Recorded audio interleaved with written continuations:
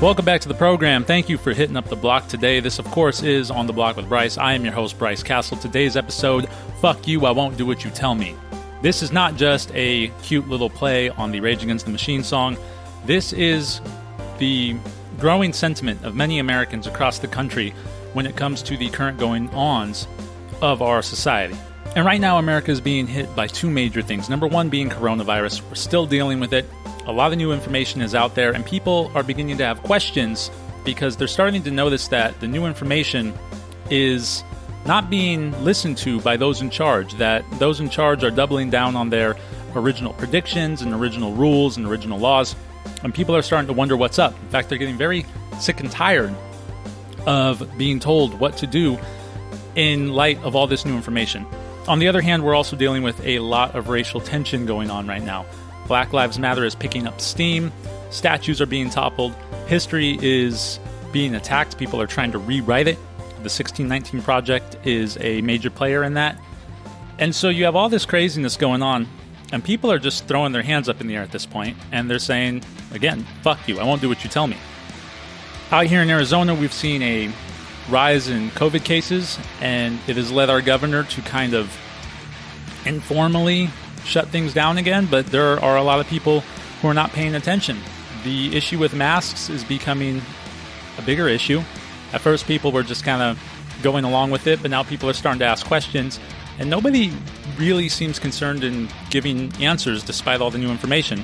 The racial tension thing is also building up, not so much here in Arizona, but in other places. Of course, pieces of Seattle got taken over, and people are getting tired of that too, especially when the government, the people who say, hey, count on us, lean on us, we got this, don't actually have it.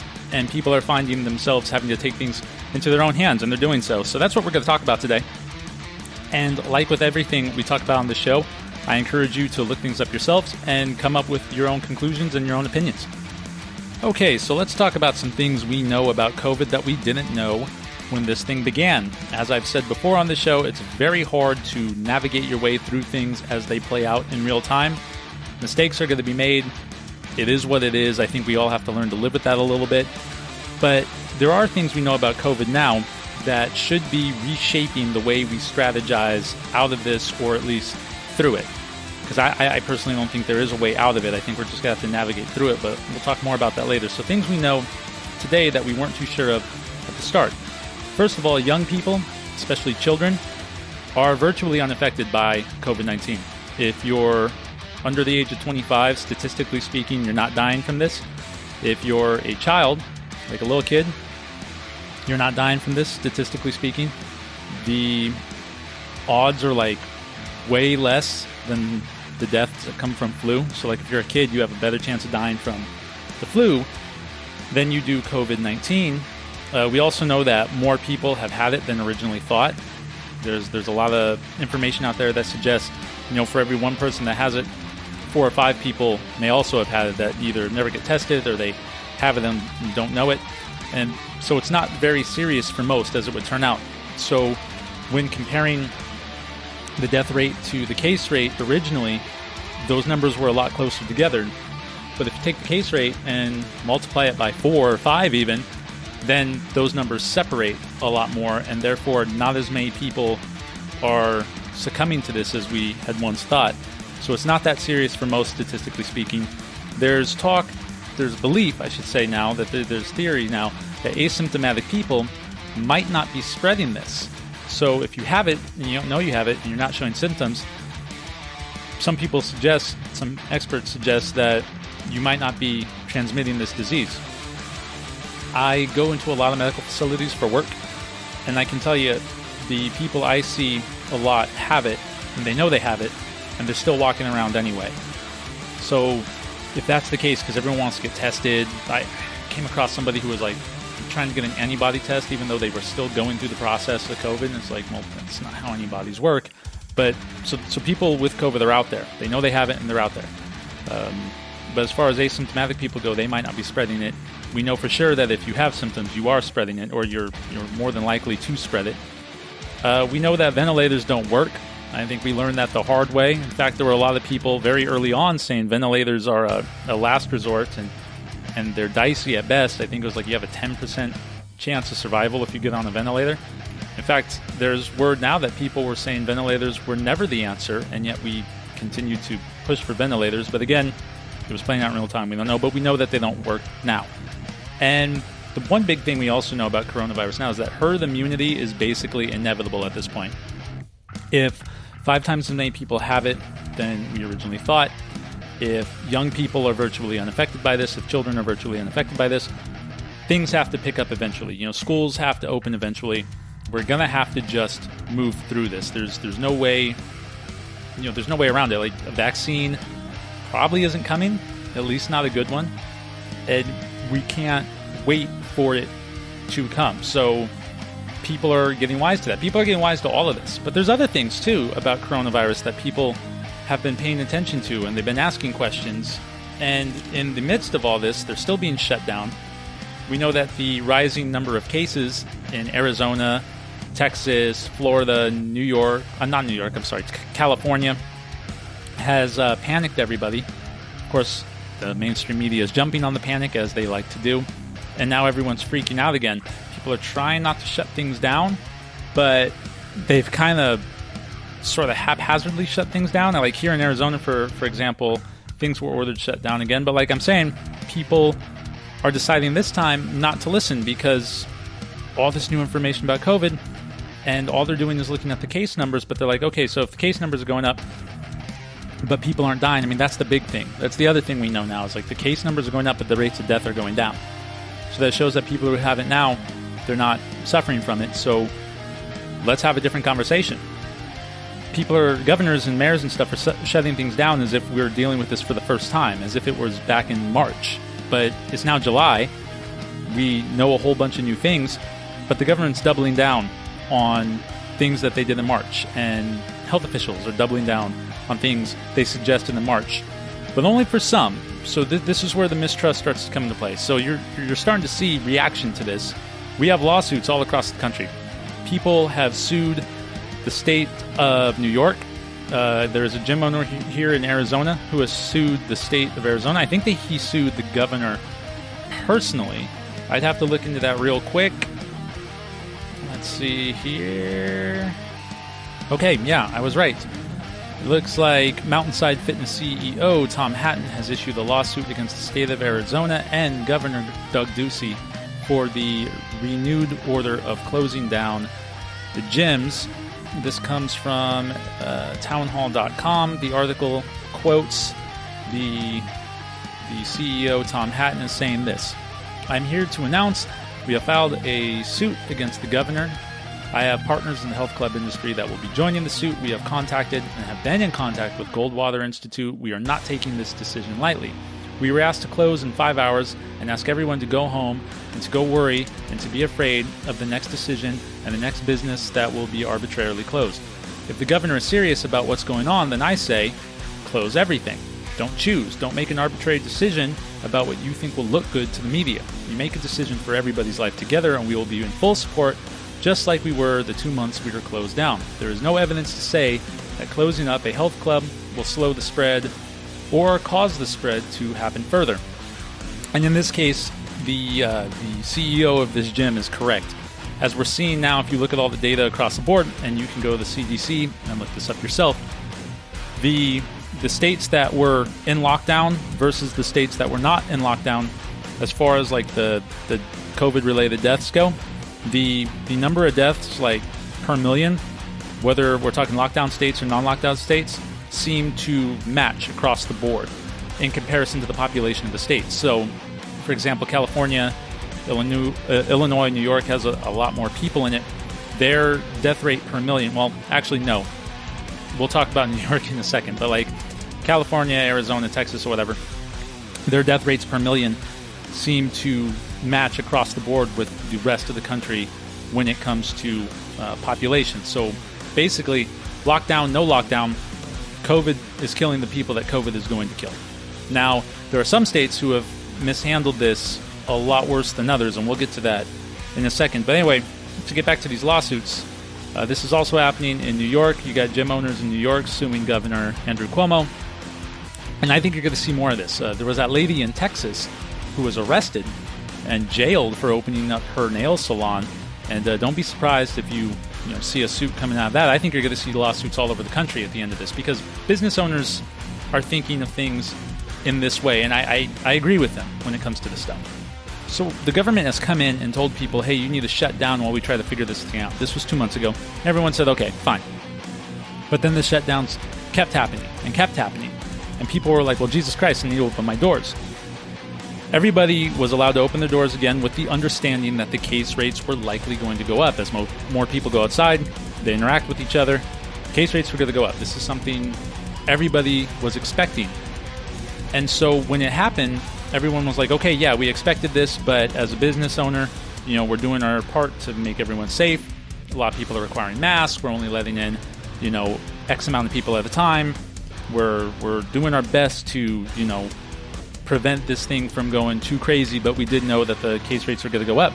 But what the government then did, especially in like states like Arizona and such, is that they go, oh yeah, we're closing everything down again. And it's like, well, wait, why are you closing everything down again? We knew this was going to happen. We knew the case rates were going to go up.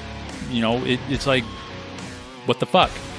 And it's a good question to ask, what the fuck? Because it's like the government's like, okay, yeah, we know case rates are going to go up, but we want to reopen. And then the case rates went up and they freaked out and go, okay, no, never mind, close everything down again. And if you're a business owner, you can't afford this. You know what I mean? Like, you can't afford to keep your business afloat if money isn't coming in. And it doesn't stop there with the local governments or even the federal government either.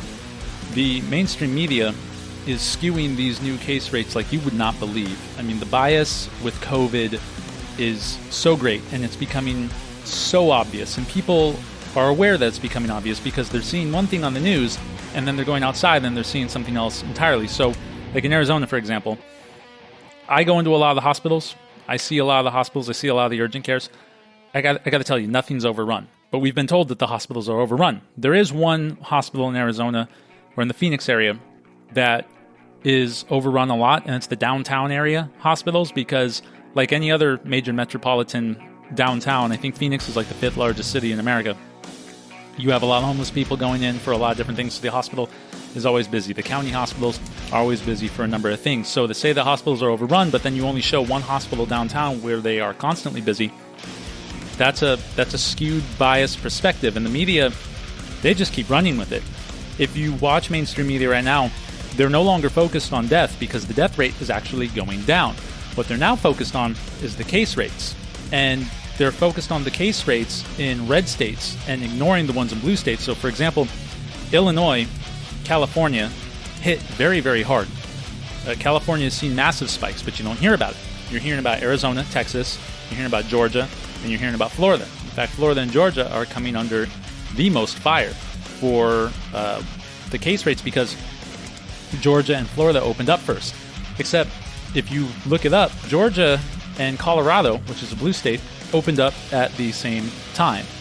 And yet only Georgia and their decision to open up is being blamed by the media for potentially causing a lot more deaths. Again, the numbers and deaths per million are pretty much consistent across the board when it comes to who's getting this. So like if you're old and vulnerable, like you're getting it no matter where you are, whether you're locked down, whether you're not locked down. But here's something interesting.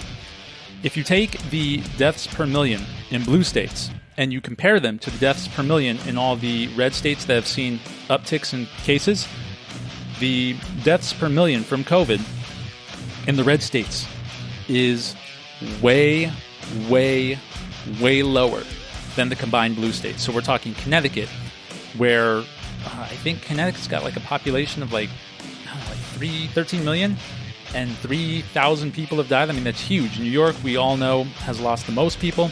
And so when you combine states like New York and Connecticut together, and then you combine Texas, Arizona, and Florida and Georgia together, like those red states, their deaths per million are way, way lower. I mean, it's not even close.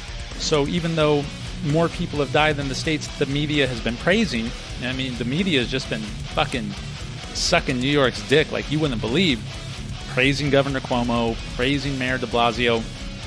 Even though the most people have died in New York per million, they locked it down. They're still locking it down. California is still locking it down. But again, their number of deaths per million has been far higher, and yet it's the red states who are getting blamed in the media. The other thing people are starting to notice, because this is just simple math, you can go to CDC and look at this deaths per million. It's right there. You can just count the deaths, do some simple math.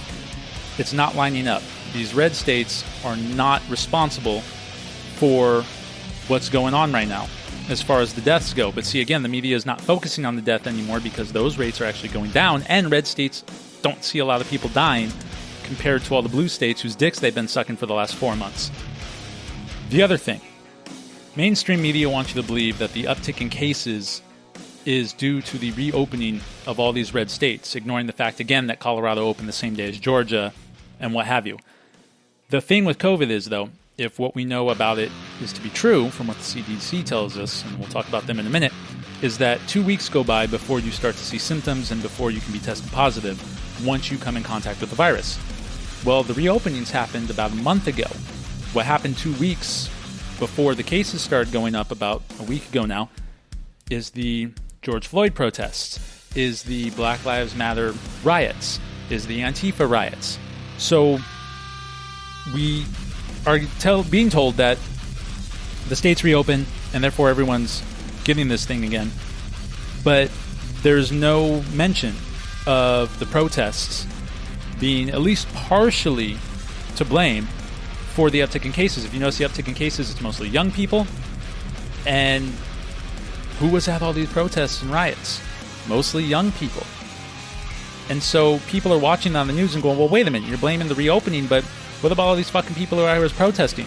Especially in the face of the same media who was criticizing one group of protesters weeks before who were protesting to reopen, but then okaying the protests for George Floyd, okaying the riots for Antifa and Black Lives Matter, and then blaming the uptick in cases on states that reopen, even though states that reopen have seen far fewer deaths per million than all the states that have stayed locked down. And people are not stupid. They're looking at all this and they're going, what the fuck is happening? We're being lied to, or we're, at the very least, we're being shown a altered version of truth that just isn't quite covering the actual truth.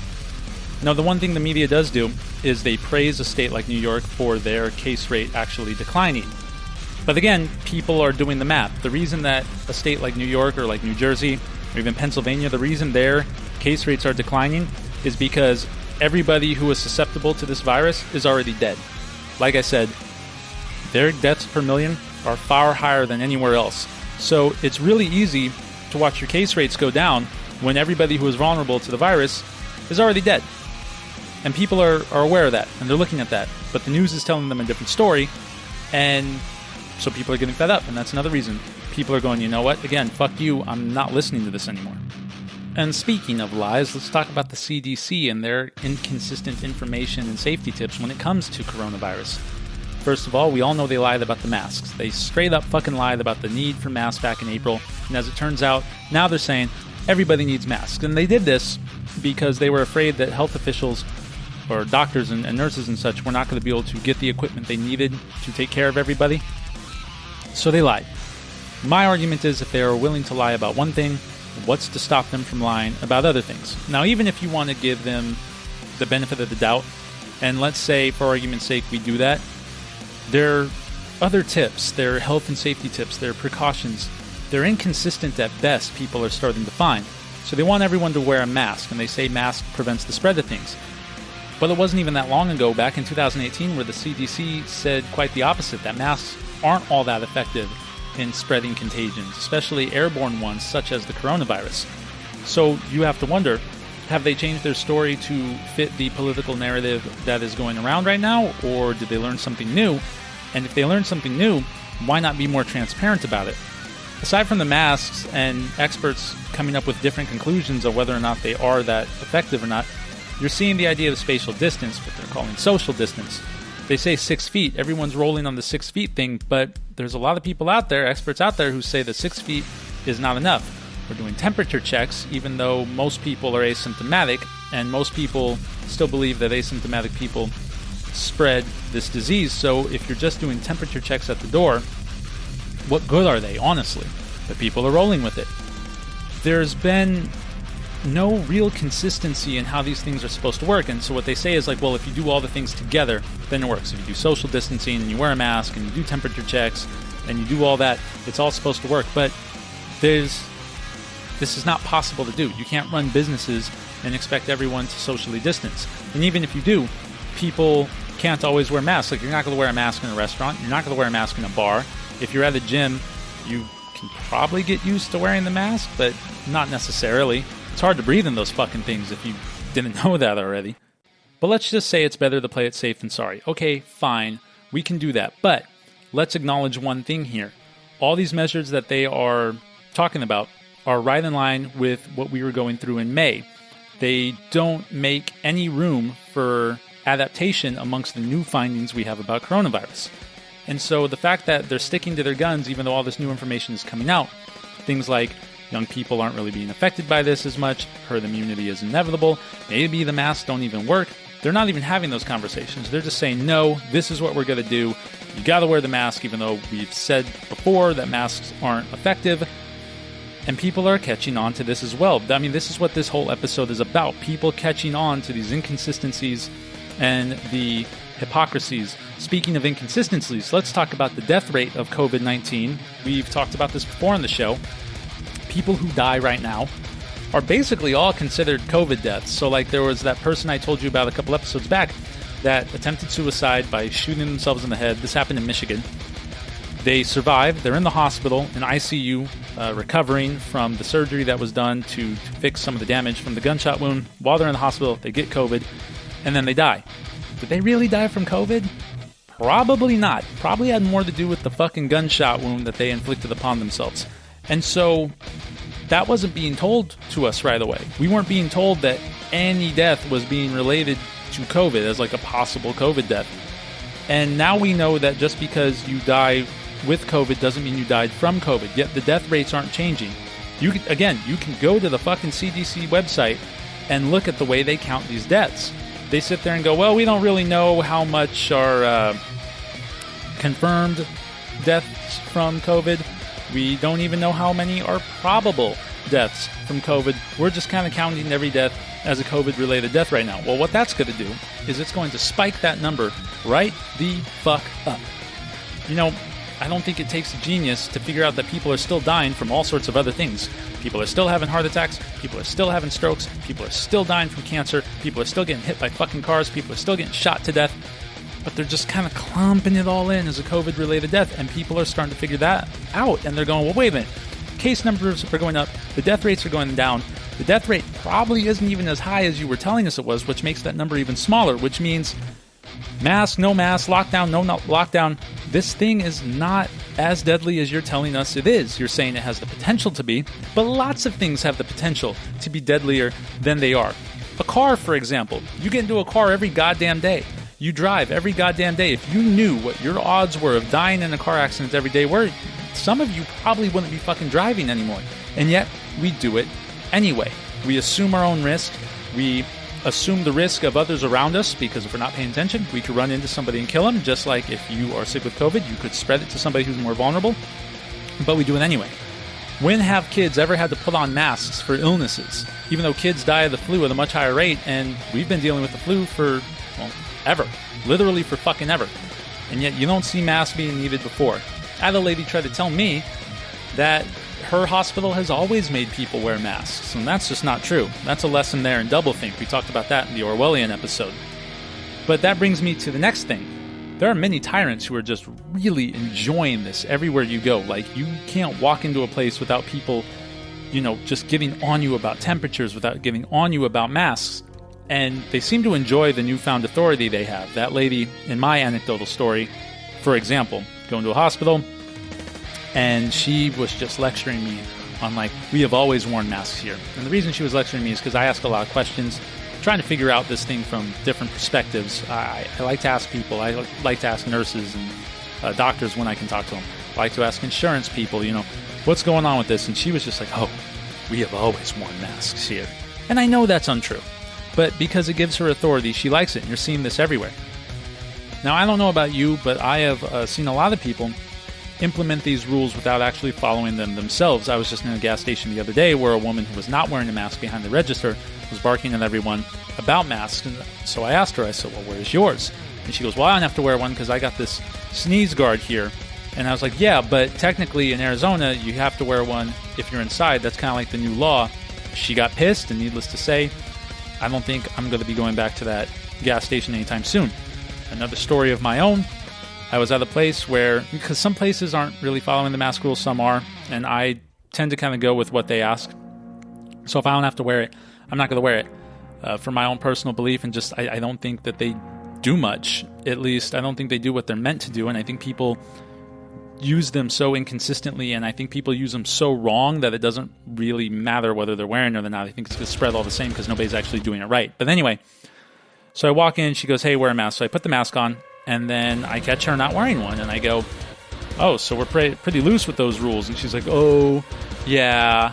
And I was like, yeah, see, that's the thing with these masks, is they brought a lot of panic, they brought a lot of fear.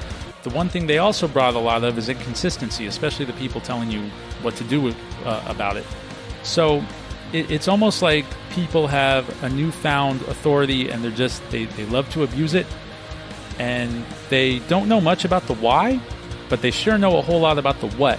And so they just love this shit. I mean, hypocrisy be goddamned, fucking new information be goddamned. They don't care. They just like the fact that they gotta tell people what to do.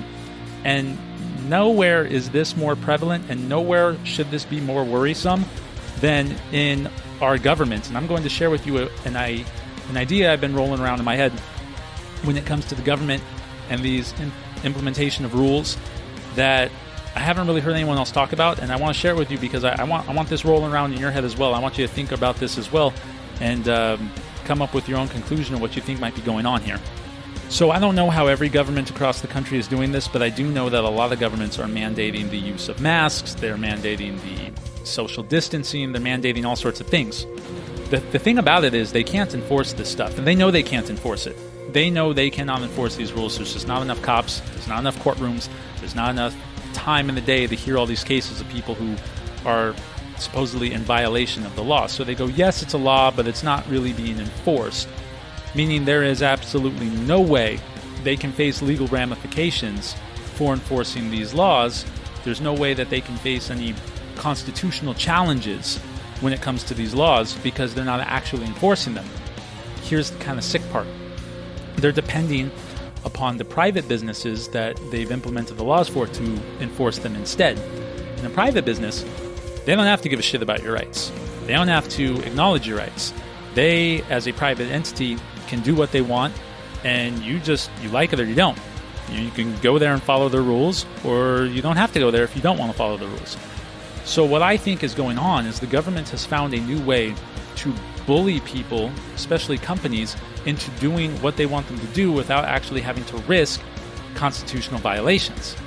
And so if you tell a business, hey, or if you tell all the businesses, hey, we want everyone to wear a mask, they can't punish people for not wearing it. But the companies can kick people out, and if the companies don't, well, the companies are much easier to target because people, they move about, there's a lot of them.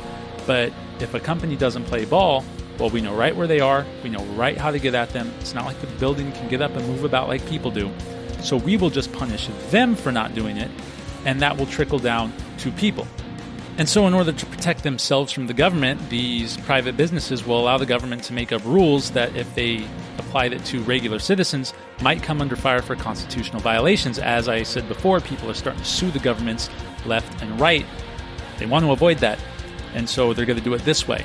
Now you might be thinking, I'm a little crazy, except we've seen this before. Mark Zuckerberg of Facebook has been sat down in front of congressional hearings being led by people like Alexandria Ocasio-Cortez, who were trying to get him to run his company the way they saw fit. Because if the government comes in and starts telling you, hey, you can't say that, or hey, you can't post that, there's a lot of First Amendment violation possibilities there that they don't want to touch. So instead, they try to get private companies to do it for them. This is something that I've started to notice, and you can make an argument right now like, okay, well, this is in the name of public safety, and the government has a little more leeway when it comes to rights violations in the name of public health. But again, in spite of all these new things we know about COVID, in spite of the fact that we know the death rate isn't being counted right, the death rate is actually going down even though case numbers are going up. We know all this, but yet they're still doing it. And I don't want us to get to a point where the government starts to figure out in mass that they can just start implementing what they want, your rights be goddamned, as long as they can convince companies to do it, because they can punish companies. They can't really punish people, and so therefore they go after the companies in order to protect themselves. The companies will implement whatever rule they want them to, because the company as a whole doesn't really have constitutional rights either. They apply to people, not companies. So this is something we need to watch out for, and I think it's something people are starting to notice, and I think a lot of companies are saying, I'm not going to let you bully me because I don't want to bully my patrons because they just won't show up, and then I'll be broke, and then what are we going to do? And speaking of going broke, it's not just companies who are going to suffer from this. California, which still has everything closed down, has decided to raise taxes to cover some of the losses that they have taken because of their shutdown. Think about that for a second. California, a very expensive place to live as is, closes everything down and puts everyone in jeopardy of losing their overpriced apartments and losing their underpaid jobs. And then they say, oh shit, we lost money too as a state. Well, we're going to have to raise taxes. A state in which taxes are pretty fucking high.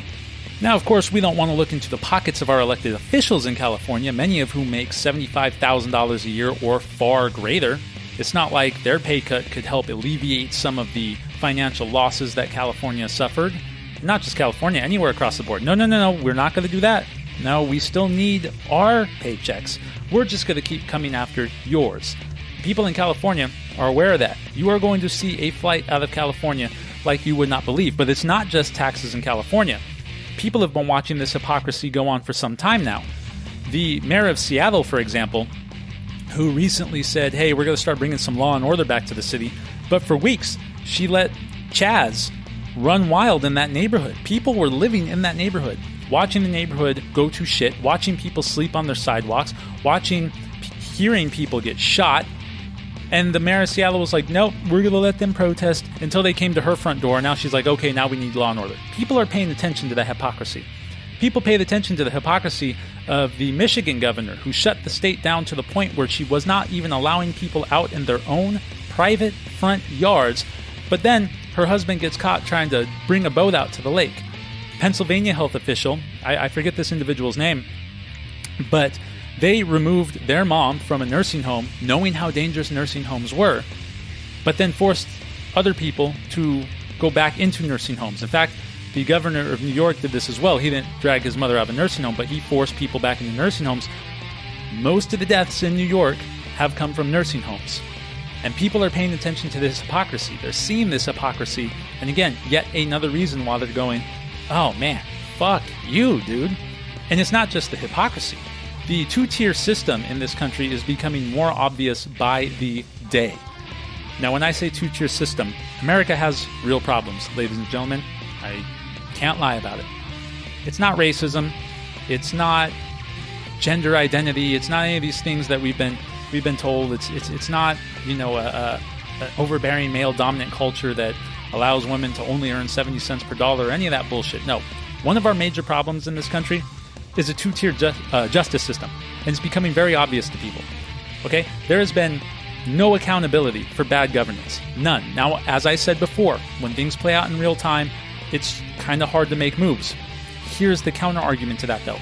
People die all the same. People have died all the same. Businesses have closed all the same. And yet, the governors of the states face zero responsibility, or accountability, I should say. You have Mayor de Blasio of New York closing down churches who are putting together a funeral for their rabbi or whatnot. But Governor Cuomo is not facing any consequences for all the deaths he caused by sending people back into the nursing homes. That lady in Texas has been put in jail for opening up her shop, but no elected official who has made terrible decisions when it comes to locking things down or not cleaning subway systems or anything like that, none of them are seeing consequences. And this is nothing new. And people are starting to realize there have been many cases in which the government has made bad calls in which cost people their businesses or their lives, and nobody was held accountable.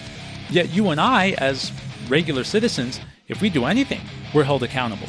In fact, if we walk into a place without a mask, say, and then somebody gets COVID, we could be blamed for that. And we might actually face some sort of legal ramification. I mean, hell, look again at that lady in Texas who opened up her business and was thrown in jail for it. So people are starting to notice that as well. Like, the states are not being held accountable. I mean, sure, lawsuits are being filed, But let's be real, there's no guarantee that those lawsuits will go through, although I hope they do. We know that a lot of people come out and they sue the government, they sue the governor. There's actually protections for governors and mayors and even police, as we're starting to find out, where you can't actually sue the individual. And how is that not a two-tier justice system? Because I could be sued for anything. What, because I'm not an elected official? Because I'm not a cop? Because I'm not a governor? Because I'm not a mayor? I could be sued, but the mayor can't be sued for shit that costs people their lives? The governor can't be sued for shit that costs people their lives? People are waking up to this, and they're starting to look at this and go, okay, let's just add that to the pile. Again, the point of the show is to just add all this shit to make a huge shit pile so everyone can look at it and smell it and be like, whoa, this is fucked up. Now, let's talk social media for a second. They've done their part in keeping information from us, and we're starting to figure that out. Again, new information about COVID is out there. New things are being discovered. This means new conversations should be had per state, per city, per town to figure out what's going to be best for them. There's new numbers, there's new everything, but social media has done a great job in flagging things that they determine to be untrue. All this fact check and, hey, we're taking this down because it's false or whatever, except all their information is coming from the CDC and the WHO. The WHO, who America has removed itself from because they are basically in bed with China, who we know has fucking lied about this thing from day one. And the CDC, who we know who has they've lied at least about one thing, and they have embellished the death count. And so social media is going, hey, you know what? This alternate information, this alternate opinion, we're taking it down because it doesn't go along the lines of the same organizations who we now know to be liars themselves. But we're going to make you look at this information and believe it to be true, but we're not even going to allow a conversation on any differing opinions. So they're basically determining for us what the truth is, and there is no room for a platform-based discussion. A lot of articles I've posted over the last couple of months have been flagged or removed or false flagged or whatever the fuck they call it because it doesn't coincide with WHO or the CDC, both organizations which we now know to be either complete fucking puppets for a communist dictatorship or dishonest at the very least. Okay, so let's take a quick look at the racial tensions that are rising in America and how it leads to further distrust when it comes to the American public and their government officials and their mainstream media and the like. So over the last couple of weeks, the George Floyd protests have turned from the basic idea that we're sick and tired of police brutality, specifically against black and brown folks, which is a fine protest to have. I think if you look at the studies, most recently done by economist Roland Fryer, you'll see that while police shootings amongst black people are much lower than the media would like you to believe, there is a lot of physical confrontations between police and black and brown people, and that's a conversation worth having. But we're not getting a chance to have that conversation because we have Antifa and Black Lives Matter and other anarchistic groups basically taking over the situation to perpetuate their personal agenda. And Black Lives Matter is doing this more than anyone right now. Black Lives Matter has recently been fueled by the ideas found in the 1619 Project. If you don't know what that is, it's an essay written by self-admitted Marxist Nicole Hannah-Jones in which she basically rewrites history. She rewrites American history. Her position is that America was founded not in the 18th century, but rather the year 1619 when the first slave came to America, that America, its entire foundation is based on the idea of they wanted slaves. Nothing else. No freedoms, no Bill of Rights, nothing but the idea of being able to keep and uphold slavery indefinitely. Now, she won a Pulitzer Prize for this because wokeness is in right now. It's very chic, and the New York Times is about as woke as it gets. But her essay was corrected I think hundreds of times by historians who said, no, this story is absolute bullshit. Your telling of American history is fucking bullshit. It didn't stop her from winning the Pulitzer Award, and now groups like Black Lives Matter is using the 1619 Project as the reason for why they must tear down America from its foundation to build a new utopia of some sort. This has basically been ignored by the American government, who are watching statues being torn down, who are watching flags being burned, who are watching people take over neighborhoods in Seattle, for example, to perpetuate this particular cause and agenda.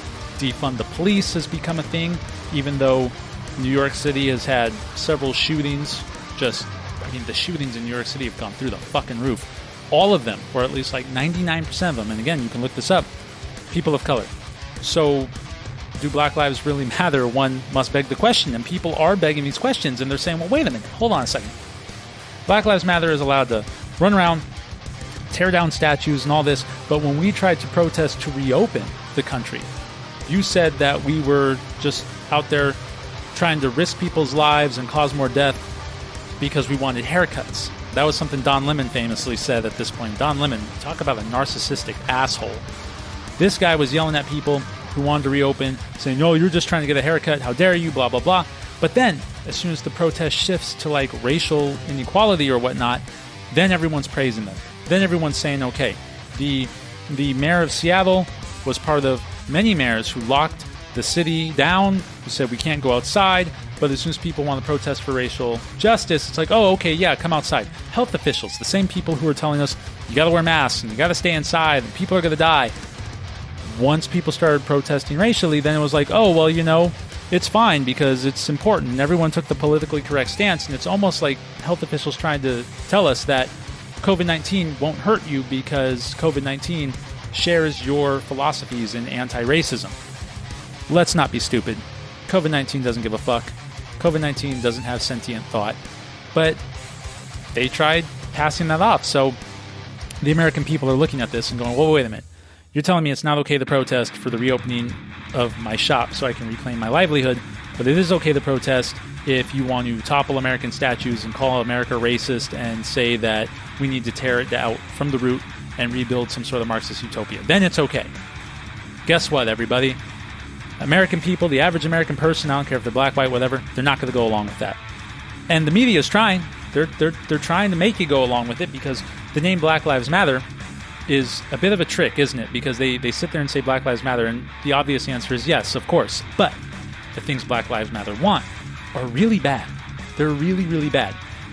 And the great trick of it is if you say, hey, I don't support Black Lives Matter, they can go, oh, well, then you must be racist. And it's like, no, I just don't like what you support. I think you've chosen a name that allows you to be sneaky and dishonest. This would be like if the Nazis named themselves Feed All Children instead. Like, of course you want to feed all children. Starving children is not a good thing. But, you know what? I don't really like all the other evil shit that you do, Nazis. I'm sorry, who are now calling yourselves Feed All Children. I mean, it's the same thing. But none of that seems to matter to the media and the elected officials who want to keep us inside, except unless we want to protest racism, and then it's okay to take over city blocks and burn cities down. In fact, if you lived in LA, if you lived in the Phoenix area, if you lived in other parts of, where major cities were, Chicago, New York, etc., you were put on a fucking curfew. Law-abiding citizens were told, you can't go outside because we want to allow these people the opportunity to riot and burn shit down. What the actual fuck? I could say a lot more about Black Lives Matter, but it's a different topic for a different day. The point I'm trying to make is that they're able to basically do whatever they want in this country right now, and people are going, well, wait a minute. They're trying to tear America down from the root, and we can't even get out there and counter-protest because you're telling us that we're destroying the country by trying to reopen or do anything. So they're seeing that American governments and American media are okay with people going outside, okay with potentially spreading COVID, just so long as it fits narratives they want it to fit. But if you're trying to open up your business and get the ball rolling on the economy again or provide for your family, well, you're an evil, bad person, and you need to stay locked inside and put on your masks and do all this stuff because you're an evil, bad person. But if you're protesting against racism, if you're doing anti-racism, if you're trying to tear the country to pieces, that's okay. Yeah, people aren't going for this, okay? So everything we talked about, the inconsistencies in the CDC, the fact that the government is all over the place when it comes to the lockdowns and who they're locking down and why, the media bias, the little mini tyrants that are growing everywhere, the fucking social media picking and choosing which information they want you to see, and the two-tier justice system that is becoming evidently more and more apparent. You put all this on people and they're going, you know what? Fuck you, not doing this. So guess what? People aren't doing it. Businesses in Arizona, they're staying open. They're finding all sorts of ways to stay open, as I said before. All right, here's the bottom line. Okay, here's the bottom line. People feel like all the major sources of authority in this country are against them and lying to them. The media, elected officials, Hollywood, social media, these are all the major points of authority. This is where people go for their information. This is where people go for direction, and people are now feel like they're being lied to and placed into certain matrices to make certain people look good and other people look bad, and they're sick of it. Okay? People are at a point now where they're just going to do their own thing. They're going to mitigate their own risk, and you know what? They should be able to. And had the government, had the CDC, had everyone been honest and transparent at the beginning, had this have been apolitical, you know? It's funny, COVID was apolitical for all but 10 fucking seconds, and all of a sudden everybody from both sides of the aisle took it over and tried to make it a fucking partisan issue when it's really fucking not. And you know, had people said, hey, look, we don't know what's going on, all right?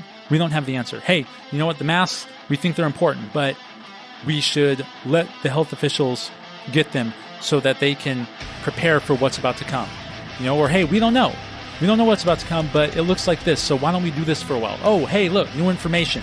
We don't think it's a good idea, but let's talk about it. Had the government, had the media been more like that, I think people would be more on board with what might need to be done. All you've really done is told people, hey, you basically told people, hey, go fuck yourself, do what we tell you to do, don't ask no fucking questions, and people are like, no, fuck you. And there's no transparency, and really, things are now just as they're as divided as they've been in a long time. We're divisive as shit. You know, you paid out people $1,200 one time and said, okay, there you go. It's a joke. Meanwhile, the House gives themselves a $20 million raise. People are seeing that. And this lack of transparency, really all it does, aside from divide the country, is it leaves room for fucking conspiracy theories. And there are a lot of conspiracy theories out there now. I mean, some of the big ones is that this racial divide and fear is being put upon us on purpose by George Soros, that Anthony Fauci profits from all this somehow, that the situation is being used to enslave people, that vaccines will be like some sort of mark of the beast, that this is the work of a Satanist cult, that this is all designed for population control.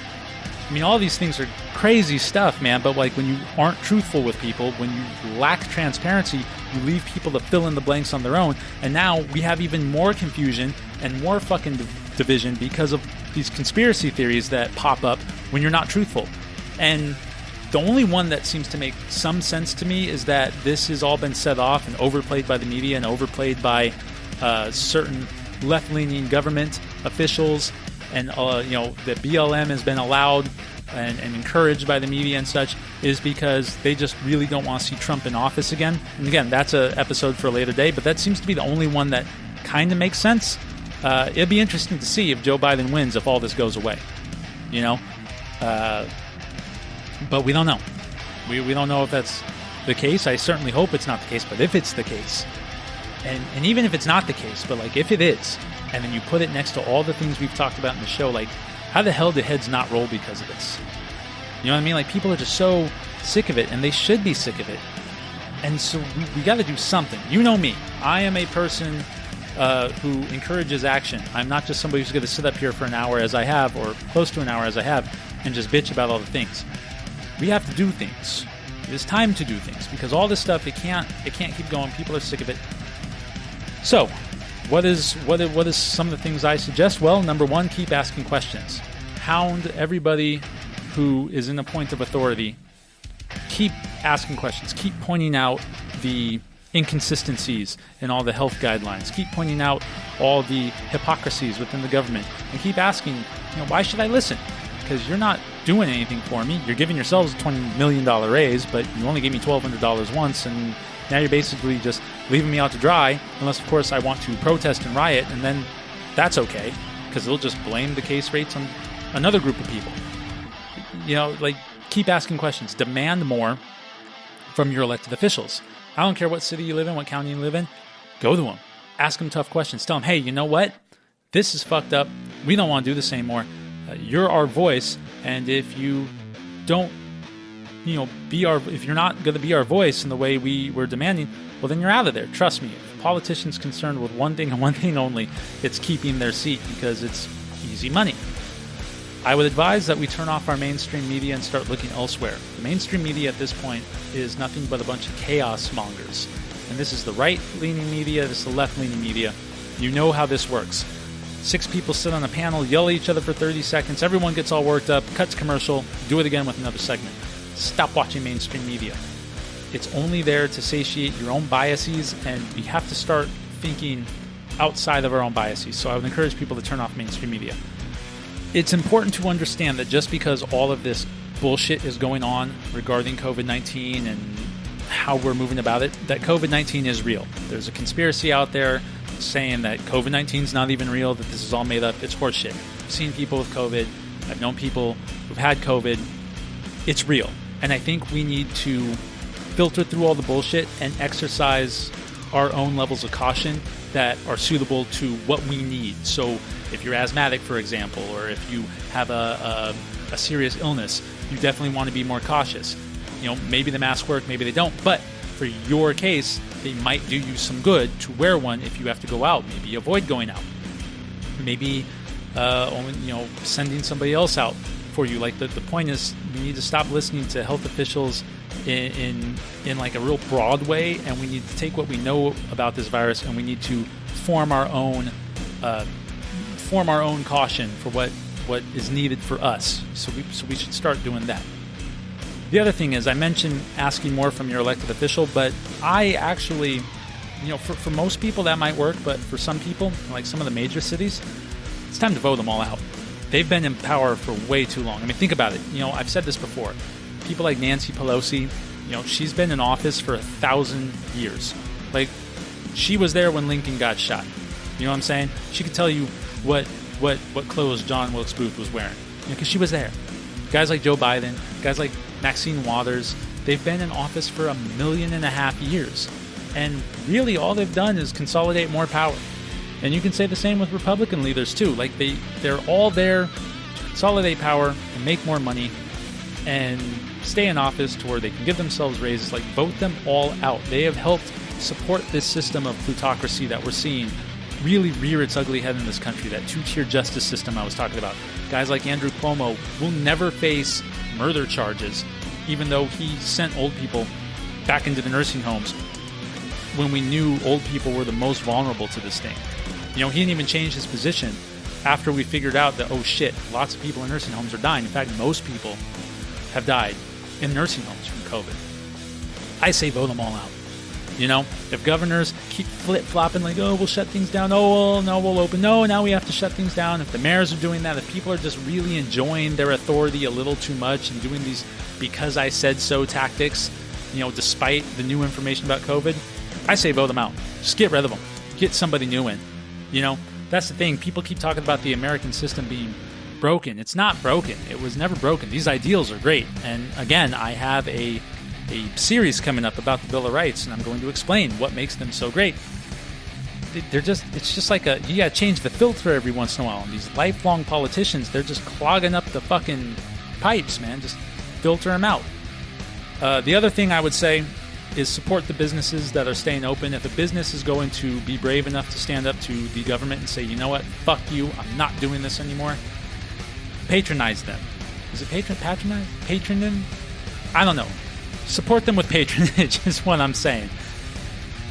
My wife and I have been doing that to one business who was able to skate by and say, you know what, well, we are a bar, but we also serve food, so fuck you. So we do go there once a week. I know that money is tight for a lot of people right now. Do what you can. If you need something, getting it from Amazon seems convenient and maybe even, quote-unquote safe. But if you can get at a local store who's staying brave enough to remain open in spite the government order, support that. And if you're a business owner who is doing that, I congratulate you. It would probably be in your best interest to find other business owners in your field, whether it be bars or restaurants or whatever, and stick together. We've been told we're all in this together, but it's bullshit. We're not. The government's in it together in one way, and the rioters and protesters are able to stay in it together another way, and everyone who's just trying to fucking go back to work, we're basically being shit on, so I guess we're in it together in that way, but we could very much be in it together in a more productive way that shows the government that they just can't push us around. So that's my last piece of advice for everyone. Ignore the government. I'm sick and tired of being locked down. Go out. Support the businesses who are staying open. Exercise caution to your needs. And if we do that, we might be able to see some change in this country. Keep suing the government, too. That's another good one. So, anyway, I probably trailed off there in the end a little more than I wanted to, but hopefully my message of why people are just giving the middle finger to the government has been made clear. I'm trying to make these episodes shorter than an hour, but I had a lot to say this time. This is going to be my last episode before I start getting into the series about the Bill of Rights. I think that they are important episodes to create. I think if you want to talk about COVID news and all that, you can get it anywhere else. I never really wanted to be a show about only politics and stuff, but like things have been going on that have been so fucking hectic and crazy that, you know, I can't help but lend my voice to it. But there's a lot of people lending their voice to it. But not a lot of people are giving answers, and I do believe that the answers can be found in our Bill of Rights, that they can be found in our Constitution. In fact, I think I'm going to do another episode on Article 5 of the Constitution. If you've been listening for a while, you've heard me talk about Article 5 a little bit. I want to emphasize the importance on Article 5, so I think we'll do that as well. But that Bill of Rights series is coming. I think I'll be able to tie it into what's going on right now very, very well. So anyway, thanks for listening. I do appreciate it. If you've been listening on YouTube, subscribe, do all that stuff. This has been On the Block with Bryce, and I will catch you next time. If you liked today's episode, go ahead and hit that like button, and be sure to subscribe to stay up to date on all our latest episodes. You can also follow us on Facebook and Twitter at Bryce on the Block.